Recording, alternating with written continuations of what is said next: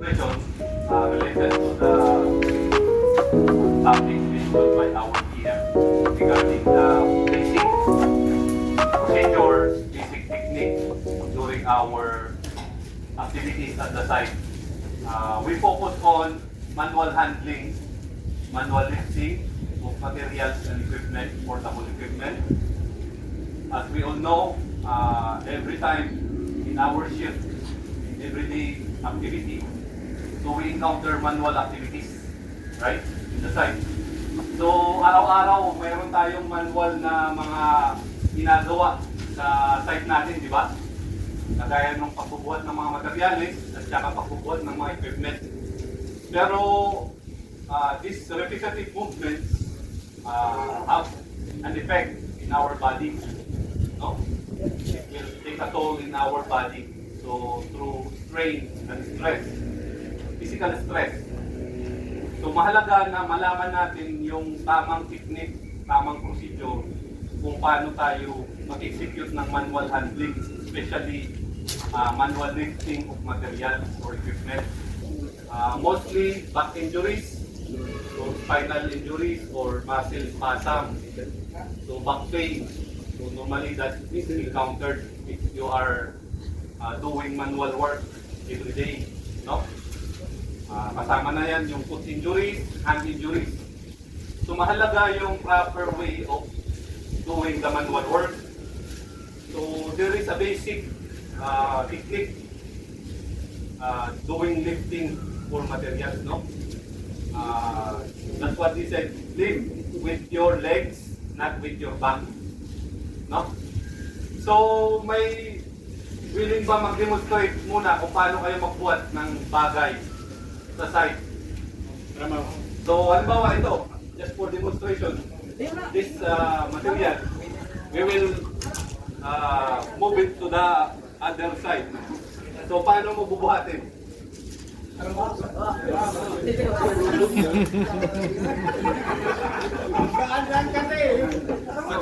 Okay. So, ganun, no? Pero normally in the site, what you're doing?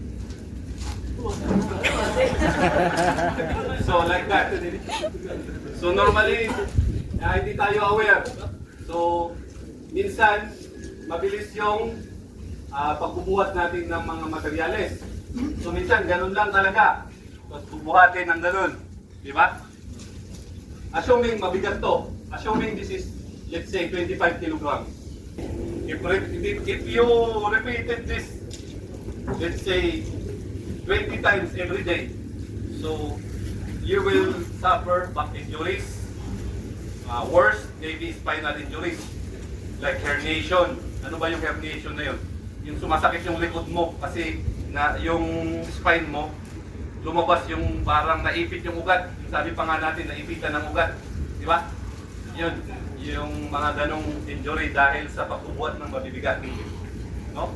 Kasama na dyan, yung injury, pag halimbawa mabitawan mo yung mabigat na bagay, tinamaan yung paa mo, so injury yung foot injuries, no?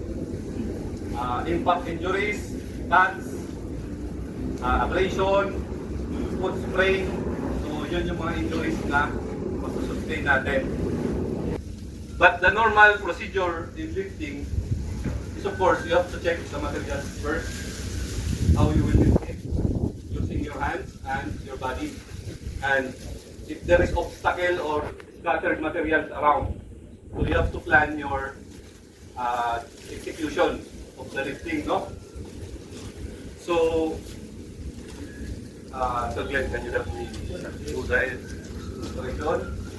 So, first, you have to lower the proper way is to lower your body first. Make sure your back is supported by your legs. Not like the robotic type like this. So, normal only. Lower your body, grip the object, then prepare to lift the materials using your legs, not your back. So you lift it, and then you move where you want to put the material back. And when you reach the other side, so you will lower again your body and put the material properly. So it will protect your back against injuries. So we will demonstrate, we already demonstrate the proper manual handling, no? Manual lifting. So one more thing, you have to avoid awkward movements, no? Just like what Jomari said earlier, mga awkward movement, no? Mga unnecessary movement. Yung horseplay, naglalaro habang nag-manual handling, so iwasan natin yung mga ganon bagay para maiwasan natin yung mga unnecessary injuries during work, no? And next, we will demonstrate now the effectivity of our PPEs. So, the PPE, let me remind you that the PPE is the last line of protection. The PPE is not the first option, no? First option, what we discussed, proper manual lifting. So, this is an administrative control. So, it is an instruction to all our workers that to execute the manual work properly and with proper constraint, not to do unnecessary movement or horseplay during the work. The next one is mechanical or engineering control. So ano ba yung mga mechanical engineering control na mapapansin natin sa site? Sino makakapagbigay ng example? Ha? Ano? So yun, gumamit tayo ng mga lifting equipment. The manual is the wheelbarrow, no? So we need to move these materials from point A to point B. So we will use the wheelbarrow, mechanical assessment. So it will lessen the strain in our body. So kagaya ng paggagamit ng wheelbarrow. So yun yung mga sample ng engineering control. The last line of defense is the PPE. So after that, there is no more option. Then we have to avoid injuries using our PPEs. So what are those PPEs? Foot protection, we have the safety shoes. Hand protection, we have the safety gloves. So in this demonstration, we will show you the effectiveness of the PPE by comparing it to the normal shoes and the recommended safety shoes with steel toe and puncture-proof sole. So this tomato, itong kamatis, will serve as your toes, no? Inside your shoes. So halimbawa, ito yung paa mo, ito yung daliri sa paa mo, no? So, yung isang worker, gumamit lang ng normal na sapatos. So, there is two workers, one is using only the normal shoes. So we will put here the tomato. See, it's intact. This will serve as your toes. We'll put inside. And then we will drop this concrete block. So this demonstrates our work activity. For example, installation of precast concrete railing. Diba yung railing natin dyan sa kuping, mabigat. This concrete block may be around 5 kilos. Our railing may be 20 times heavier than this. So this is only a demonstration how effective is the safety shoes when protecting your toes, protecting your feet from injuries. No?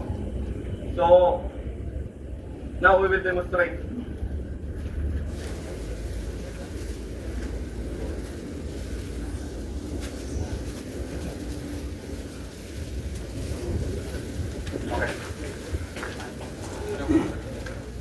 So, for example, we are executing the manual work activities, no?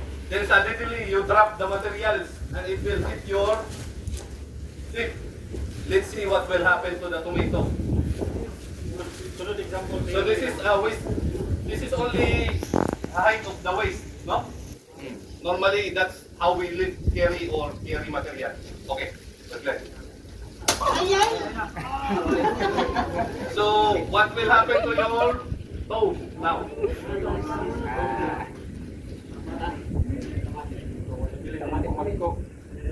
So, it's crushed. No? You see? So if this is your toe, that's it. Maybe it will be amputated. It will be cut in the hospital because of the impact of the concrete block. So now we'll see what will be the result if you are using the safety shoes with steel toe. So safety shoes is designed for impact resistant, no? To protect your toes in case there is an accident like this. So okay, we'll see what will happen.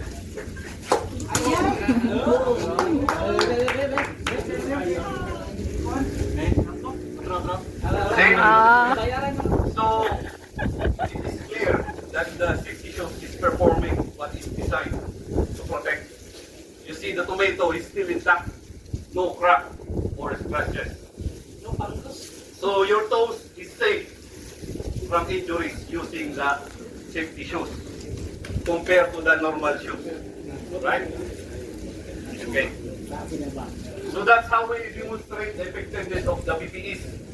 So that includes the gloves also, so against cuts, laceration, and abrasion. So these PPEs have a purpose, no? Hindi lang so requirement kaya isusuot nyo. So may purpose siya, bakit namin pinapasuot sa inyo? Kasi yan yung last line of protection nyo.